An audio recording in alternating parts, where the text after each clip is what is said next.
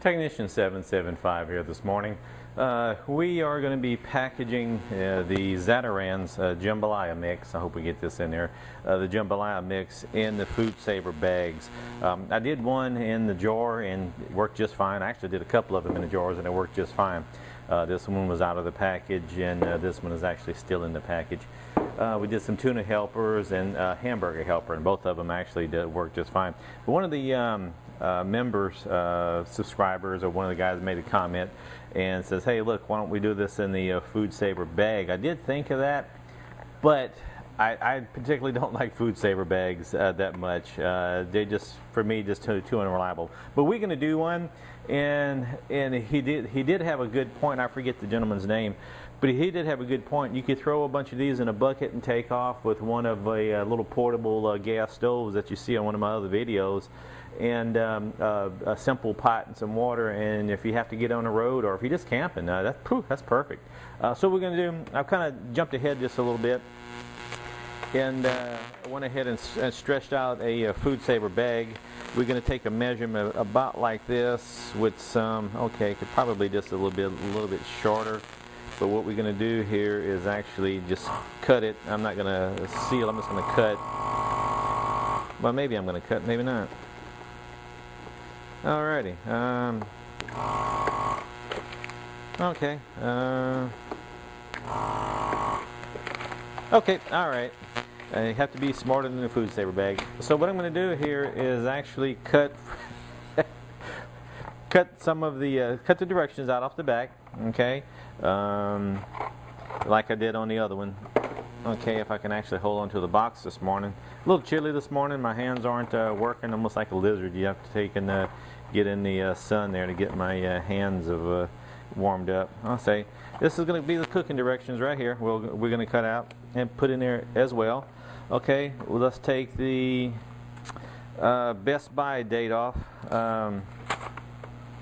You know, the usable date. We're just going to cut the whole bottom flap off because it tells you what it is and the date. That way we don't have to cut too many things out. So we'll have actually two things to put into the bag with it.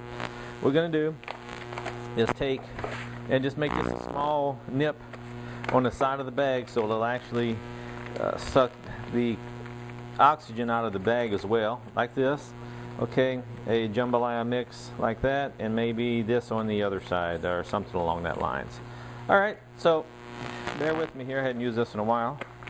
Okay, we've got this down. Try to get all the sharp edges off because we don't want to have anything that's going to take and possibly puncture the Food Saver bag. We're going to want the best seal,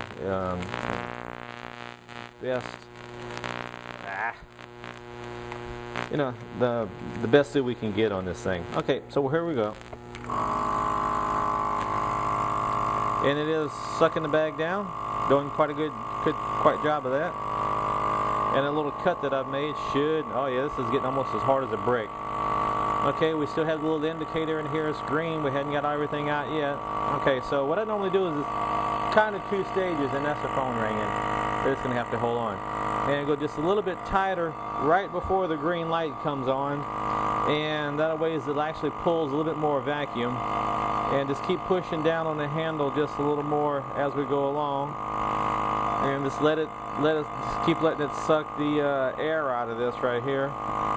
And maybe kind of squeeze on this just a little bit. Alrighty. And it looks like that's about going to be about it. So what we're going to do is let it seal.